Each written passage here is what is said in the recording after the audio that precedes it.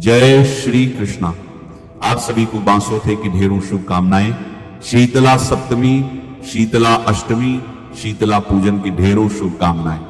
आज हम बात करेंगे कि बांसुसे का त्योहार इस वर्ष 2026 में कब मनाया जाएगा। इसे शीतला पूजन के रूप में जाना जाता है। ये कैसे मनाया जाना चाहिए, अर्थात इसकी विधि क्या है, नियम क्या है, क्या इसका समय होना चाहिए, तिथि का निर्धारण, वार का निर्धारण किसके अनुसार होता है, यह किन नियमों पर आधारित है, तथा इसकी पूजा विधि क्या है, भोग क्या लगाया जाता है, शीतला माता को भोग क्या लगाना चाहिए, दिया जलाना चाहिए या नहीं जलाना चाहिए। और महत्वपूर्ण जानकारी है कि खजाना बोया जाता है इसमें, वो खजाना कैसे बोना चाहिए, अर्थात वो खजाना कैसे गाड़ा जाता है जिससे कि आपकी संतानों को धन की प्राप्ति होती है, आपकी आने वाली संतानों को लक्ष्मी की प्राप्ति होती है। उसकी विधि है, नियम क्या है, और जिनके आसपास शीतला मंदिर नहीं है उन्हें क्या करना चाहिए, वो कहां पूजा कर सकते हैं, कैसे पूजा कर सकते हैं, क्या घर में शीतला माता की पूजा की जा सकती है और की जा सकती है, तो घर में किस स्थान पर की जा सकती है, कैसे की जा सकती है और कब करनी चाहिए। ये शीतला पूजा अर्थात किस दिन मनाना चाहिए, वार के अनुसार, तिथि के अनुसार, कब रहेगी शीतला सप्तमी, कब रहेगी शीतलाष्टमी। आइए संपूर्ण आरंभ करते हैं। शीतला माता का आशीर्वाद प्राप्त करने के लिए मां शीतला आपके परिवार को सदा निरोगी रखें, आपके बच्चों को सदा दीर्घायु और निरोगी रखें, स्वस्थ रखें। जो हम बांसुसे का त्योहार मनाते हैं इसे शीतला पूजन भी कहा जाता है। बांसुसे, शीतला पूजन, बसेड़ा, ये सब एक ही नाम है। इस दिन मूलतः शीतला माता की ही पूजा की जाती है, उनको भोग अर्पित किया जाता है और उनसे कामना की जाती है कि वह सदा हमारे परिवार की रक्षा करे, हमारे परिवार की सुरक्षा करे। मां शीतला को निरोगी काया देने वाली कहा गया है, अर्थात ये आपको निरोग करती है, रोगों से आपकी रक्षा करती है, हर एक बीमारी से आपकी रक्षा करती है, आप सदा स्वस्थ रहते हैं, आपके बच्चे सदा स्वस्थ रहते हैं। ये जो बीमारियां आती हैं, न संक्रामक बीमारियां जो होती हैं, एक समय पर चेचक आदि जो बीमारियां थी, बड़ी संक्रामक बीमारियां होती थी, तो जो संक्रामक बीमारियां होती हैं, महामारियां जिसे हम कहते हैं, कि इन सभी बीमारियों से ये रक्षा करती है। इसीलिए हमारे समाज में शीतला पूजन का नियम आरंभ हुआ था। अब बात करते हैं कि शीतला पूजन में हमें करना क्या चाहिए, कैसे करना चाहिए और क्या हमें बनाना चाहिए। शीतला पूजन जो हम करते हैं तो उसका जो भोग प्रसाद है वह एक दिन पूर्व ही बनाया जाता है, क्योंकि इसमें बासी भोजन का भोग लगता है। एक दिन पूर्व, अर्थात कल आपने यदि शीतला माता का पूजन करना है तो आप आज रात्रि को ही कल का पूरा भोजन बना लेंगे। परंपरा तो है कि कल पूरे दिन आप भोजन ही करेंगे, अर्थात आपके घर में चूल्हा नहीं जलेगा, पूरा दिन आप केवल आज रात्रि को बना हुआ भोजन ही खाएंगे। तो पूर्व रात्रि में ही क्या बनाया जाता था, एक तो माता को भोग लगाने के लिए विशेष रूप से मीठे चावल बनाए जाते थे, गुड़ के चावल बनाए जाते थे, दही अवश्य जमाया जाता था, बनाया जाता था। बाकी पूरे पकवान बना सकते हैं, पूड़ियां बना सकते हैं, मीठी पूड़ियां बना सकते हैं और सब्जी बना सकते हैं, जो भी आप चाहें वो बना सकते हैं। ध्यान दीजिएगा कि इसमें सात्विक खाना चाहिए, अर्थात बिना लहसुन प्याज का ही खाना चाहिए। ये सारा भोजन आप बना सकते हैं। माता को भोग लगाने के लिए विशेष रूप से मैंने आपको बताया मीठे चावल बनाने हैं। मीठे चावल में भी क्या, गुड़ वाले जो मीठे चावल हैं वो अधिक उपयोगी, अन्यथा आप चीनी वाले मीठे चावल भी बना सकते हैं। और दही आपने अवश्य जमाना है। ये सारी सामग्री आप बना के रख दीजिएगा। अगले दिन, जिस दिन आपने शीतला पूजन करना है, उस दिन आपको सुबह सूर्योदय से पहले उठना चाहिए। इसका कारण यह है कि शीतला माता की जो पूजा है ना, जितनी सुबह सुबह कर ली जाए उतनी उत्तम कही गई है। यूं तो प्रांतों में 12 बजे तक भी होती है, परंतु सर्वोत्तम जो है इसकी पूजा का विधान वो सुबह का है। सूर्योदय से पहले भी कर ले तो बहुत कल्याणकारी। तो सुबह उठिए और उठने के बाद स्नान आदि कीजिए। यहां मैं आपको क्लियर करना चाहूं कि कुछ प्रांतों में कुछ माताएं बहनें बिना नहाए भी शीतला माता का पूजन करने जाती हैं। शास्त्र हमें यही सिखाते हैं कि भगवान की पूजा करनी है तो शुद्धता के साथ ही करिए। मां शीतला जो है उनकी पूजा भी आप कर रहे हैं तो शुद्धता के साथ ही करिए। आपको पूर्ण रूप से शुद्ध तो होना ही चाहिए। तो तो सुबह स्नान आदि कीजिए, स्नान आदि करके स्वच्छ वस्त्र धारण कीजिए। तदोपरांत आप शीतला पूजन के लिए जाइए। शीतला पूजन के लिए जब आप जाएंगे, थाली जो लेकर जाएंगे उसमें क्या क्या लेकर जाना है? तो थाली जो आप सजाएंगे भोग के लिए, उसमें सबसे पहले तो मीठे चावल रखिएगा, जैसा कि मैंने आपको पहले भी बताया, दही रखिएगा। बाकी आपने अगर पूरे बनाए हैं तो वो रख सकते हैं, ये भोग के रूप में है। माता को अर्पित करने के लिए बकुले की एक माला अवश्य होनी चाहिए। जैसे होलिका दहन पर आप बकुले, जिसे कुछ लोग बकुले कहते हैं, कुछ लोग कहते हैं गोबर के जो बनते हैं जिसमें डाल कटार आदि आते हैं, उसकी एक नियम तो ये कहता है कि देखिए, एक तो होलिका दहन में आप अर्पित करते हैं, होलिका को उसी समय एक माला शीतला माता के नाम की निकाल के रख दी जाती है। कुछ लोग अपने इष्ट के लिए एक माला ले आते हैं, अपने पितरों के लिए एक माला ले आते हैं, तो 5 माला ले आते हैं, परंतु 2 तो कम से कम लानी ही चाहिए। एक होलिका पर अर्पित करने के लिए और एक शीतला माता को अर्पित करने के लिए। तो बकुले की वो माला लीजिएगा, थोड़ी सी हल्दी ले लीजिएगा थाली में, तिलक आदि करने के लिए अक्षत लीजिएगा, 1 लोटा लीजिएगा, उसमें जल भरिएगा और उसमें थोड़ा सा घी डालिएगा। घी तो आजकल मिलेगा नहीं, तो जो भी सफेद मक्खन आपके यहां मिल जाए तो वह प्रयोग कर लीजिएगा। ये सारी सामग्री है जो आपको लेकर जानी है। इसमें ढकने का जो नियम है वह पोतड़े से ढका जाता था, अर्थात आपके बच्चे का कोई कपड़ा होगा, कोई वस्त्र होगा, उससे आप इसको ढक के ले जाते थे। और अब जिनके पास ना हो वो किसी भी साफ सुथरे अच्छे वस्त्र से उसको ढक के ले जा सकते हैं। अब प्रश्न उठता है कि किसके साथ जाना चाहिए पूजा के लिए? देखिए, पहले के समय में तो विधान था कि जो कुटुंब की महिलाएं होती थी सब की सब एक साथ पूजा करने जाती थी। अब ना तो कुटुंब रहे, ना ही ऐसे परिवार रहे कि सब देवरानियां या जेठानियां एक साथ रहती हूं और सब जा सके। न्यूक्लियर फैमिली हैं, सबके अलग अलग परिवार हैं, एकल परिवार हैं। तो आप अकेली हैं तो अकेली जा सकती हैं, और आप चाहें तो अपने हस्बैंड को साथ ले जा सकती हैं, पति को साथ ले जा सकती हैं, बच्चों को साथ लेकर जा सकती हैं। इसमें किसी प्रकार की रुकावट या दोष नहीं है। शीतला माता के मंदिर में प्रवेश करेंगे। देखिए, मैं ये बताऊंगा आपको कि जिनके यहां मंदिर नहीं है उनको पूजा कहां करनी है, कैसे करनी है। पहले मैं मंदिर का विधान बता देता हूं, फिर मैं अन्य स्थानों की बात करूंगा कि आप और कहां शीतला पूजन कर सकते हैं। जब आप मंदिर में प्रवेश करेंगे, चौधार पूजन कर सकते हैं। तो मुख्य द्वार पर दोनों तरफ थोड़ा सा जल अर्पित कीजिए, मंदिर में प्रवेश कीजिए। उसके बाद मां शीतला को सबसे पहले जल से स्नान कराइए। अगर स्नान ना करा पाए, ऐसी प्रतिमा हो, तो आप फूल के माध्यम से कुछ छींटे दे दीजिएगा, इसे स्नान कहते हैं। स्नान के बाद वस्त्र के रूप में अगर कोई चुनरी आप लेकर जा सकते हैं तो अर्पित कीजिए माता को, नहीं तो मौली का एक टुकड़ा तोड़िएगा, वो माता को वस्त्र के रूप में अर्पित कीजिएगा। अब माता को हल्दी से तिलक कीजिए, अक्षत लगाइए, फूलों की माला है तो फूलों की माला पहना दीजिए। जिनके पास बकुले की माला नहीं है, अन्यथा आप बकुले की माला उन्हें पहनाइए। बिलकुली की जो माला है वो शीतला माता को पहनाइए, और जिनके पास बकुले की माला नहीं है वो पुष्प माला पहना सकते हैं। फूलों की माला पहनाने के बाद अब आप माता को भोग प्रसाद अर्पित करेंगे।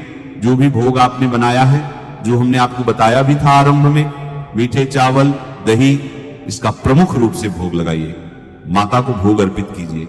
भोग के बाद थोड़ा सा जल अर्पित कर दीजिएगा। कुछ प्रांतों में मूंग भी भिगो के ले जाया जाता है। अगर आपके यहां भी ऐसी प्रथा हो तो आप ले जा सकते हैं और वह भी माता को अर्पित कर सकते हैं। इसके बाद कुछ प्रांतों में नियम है ठंडे दिए का। शीतला माता के यहां यूं तो दीपक नहीं जलाए जाते हैं, पर कुछ प्रांत ये कहते हैं कि ठंडा दिया जलाना चाहिए। कुछ प्रांतों में प्रथा है कि वो दीपक को प्रज्वलित करते हैं। आप अपने प्रांत के अनुसार इसको कर सकते हैं। ठंडा दिया अर्थात दीपक ले जाएंगे, ऐसे ही आप माता को अर्पित कर देंगे और या आप प्रज्वलित कर देंगे अपने प्रथा के अनुसार। उसके बाद आपने माता की परिक्रमा करनी है। माता की परिक्रमा करने के बाद वही उसके साथ में ही, अगर दरबार में जगह नहीं है माता की, तो दरबार से बाहर निकल के अपने मायके की ओर मुख करके मायके की शीतला पूजी जाती है। ये अभी सभी जगह नहीं, कुछ कुछ प्रांतों में। देखिए, शीतला माता का पूजन मध्य प्रदेश, गुजरात के कुछ प्रांतों में, राजस्थान, हरियाणा, दिल्ली, यूपी, इन सभी क्षेत्रों में होता है, परंतु थोड़ी थोड़ी भिन्नता है। पूजा में जैसे कुछ के यहाँ मायके की शीतला भी साथ में पूजी जाती है। मायके की शीतला के लिए जब आप शीतला पूजन कर लेंगे तो बाहर निकल के साइड में अपने मायके की ओर मुख करके एक स्थान को साफ कीजिए, थोड़े जल के छींटे दीजिए, वहीं पर हल्दी अर्पित कीजिए तिलक के रूप में, और उसके बाद भोग अर्पित कर दीजिए। मां शीतला से निवेदन कीजिए कि हे मां शीतले, मेरे मायके की शीतला माता, मेरे भाई, मेरे भतीजों आदि की सबकी रक्षा करना, सब दीर्घायु। इस प्रकार से आप प्रार्थना करके नमस्कार कीजिए। इसी प्रकार की प्रार्थना जब आप अपना शीतला माता का पूजन पूर्ण करते हैं तो मां शीतला से प्रार्थना कीजिए कि हे मातेश्वरी, मैंने आज आपका पूजन किया है, इसमें कोई गलती, कोई त्रुटि, कोई भूल मुझसे हुई हो तो उसे क्षमा कीजिएगा, और मेरे पति, मेरा परिवार सदा सुरक्षित रहे और सदा उनकी रोगों से रक्षा कीजिएगा। इसके बाद अन्न धन बोया जाता है, और कुछ प्रांतों में कहते हैं कि खजाना बोने की प्रथा है। तो इसके लिए जब आप जाएंगे ना तो 2 चीजें अवश्य लेकर जाइएगा, थोड़ा सा बाजरा लेकर जाइएगा और एक सिक्का लेकर जाइएगा। चाहे 1 रुपए का ही सिक्का लेकर जाएं, एक सिक्का लेकर जाइएगा। अब उसका मैं बताता हूं करना क्या है। मंदिर में ही किसी प्रांगण में खाली स्थान जहां हो वहां पर थोड़ी सी मिट्टी में गड्ढा कीजिए छोटा सा, उसमें थोड़ा सा बाजरा डाल दीजिए, ऊपर से मिट्टी से ढक दीजिए, दबा दीजिए, उसके ऊपर थोड़े जल के छींटे दीजिए और मां शीतला से निवेदन कीजिए, हे मातेश्वरी, यह मैंने धान बोया है, यह मैंने अन्न बोया है, और यह मेरे परिवार को सदा संपन्नता देता रहे, पूर्णता देता रहे, मेरे परिवार में कभी अन्न धन की कमी ना हो। इस प्रकार से आप निवेदन करेंगे। और जो सिक्का मैंने आपको बताया है, इसे खजाना बोने की प्रथा कहते हैं। ये खजाना बोया जाता है। इसकी मान्यता है यदि आप शीतला माता की पूजा के बाद उनके यहाँ पर खजाना गाड़ते हैं, ये खजाना बोते हैं, तो ये बहुत बड़ा खजाना धन का भंडार होकर आपके पुत्रों को प्राप्त होता है। आपके पुत्र कभी धन से परेशान नहीं होते, धन की कभी उन्हें कमी नहीं होती। इसके लिए गड्ढा खोदिए, उसमें वह 1 का सिक्का गाड़ दीजिए और थोड़े से बाजरे के दाने उस पर रख दीजिए और उसको दबा दीजिए। मां शीतला से प्रार्थना कीजिए कि हे मातेश्वरी, यह मैंने किया है, अब यह बड़ा खजाना बन के मेरी संतानों को प्राप्त हो। इस प्रकार से आप प्रार्थना करेंगे, फिर आपकी पूजा पूर्ण हो जाती है। आप अपने घर के लिए प्रस्थान करेंगे। घर में जब प्रवेश करेंगे तो घर में प्रवेश करने से पहले आपका स्वास्तिक बनाना चाहिए। हल्दी से मुख्य द्वार पर जल थोड़ा सा छिड़कना चाहिए और उसके बाद घर में प्रवेश करना चाहिए। ये जो जल का लोटा आप लेकर गए थे, इसमें जल बचा के लाना, क्योंकि ये जो बचा हुआ जल है ये पूरे घर में छिड़केंगे आप। जब आप इसका छिड़काव पूरे घर में करेंगे तो ऐसी मान्यता है कि इससे आपके घर की नेगेटिव एनर्जी समाप्त होती है। जो रोग आदि बीमारियां आदि होती हैं वो सब दूर हो जाते हैं, और आपका जो घर है वो एकदम स्वस्थ, साफ और सकारात्मक ऊर्जा वाला हो जाता है, पॉजिटिव एनर्जी वाला हो जाता है। इसीलिए पूरे घर में वो जल छिड़कना चाहिए। सभी जो भी सदस्य हैं उन सब के ऊपर भी वह जल छिड़कना चाहिए।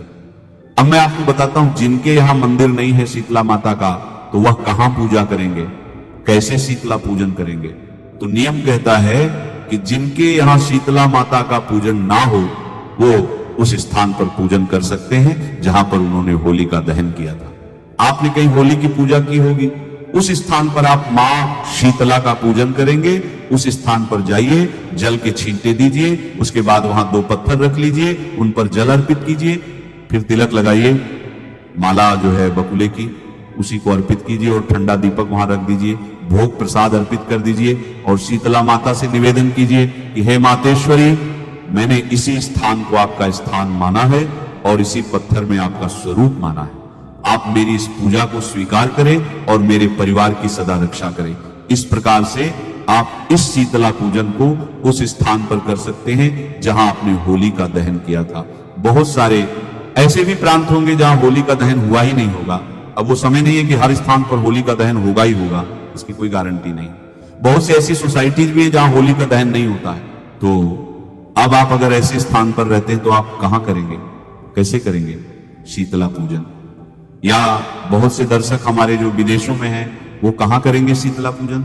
आप पूजन अपने घर में भी कर सकते हैं। घर में पूर्व दिशा की ओर किसी भी क्षेत्र में आप एक ईंट रख लीजिए या पत्थर रख लीजिए और जैसे मैंने विधि बताई, पहले जल से छींटे दीजिए उस स्थान को, वहां पत्थर रखिए, फिर उस पत्थर को जल अर्पित कीजिए, जल अर्पित करने के बाद मौली अर्पित कीजिए, तिलक कीजिए, हल्दी आदि से तिलक कीजिए, अक्षत अर्पित कीजिए, भोग प्रसाद अर्पित कीजिए, मीठे चावल का और दही का भोग लगाइए और ठंडा दिया अर्पित कर दीजिए और मातेश्वरी से प्रार्थना कीजिए कि हे मां, मैंने ये आपका पूजन किया है, यहां मंदिर नहीं है, इसीलिए मैं अपने घर में ही आपको इस स्थान पर विराजमान मानकर आपका पूजन कर रही हूं, उसे आप स्वीकार भोग प्रसाद अर्पित कीजिए, मीठे चावल का और दही का भोग लगाइए और ठंडा दिया अर्पित कर दीजिए और मातेश्वरी से प्रार्थना कीजिए कि हे मां, मैंने ये आपका पूजन किया है, यहां मंदिर नहीं है, इसीलिए मैं अपने घर में ही आपको इस स्थान पर विराजमान मानकर आपका पूजन कर रही हूं,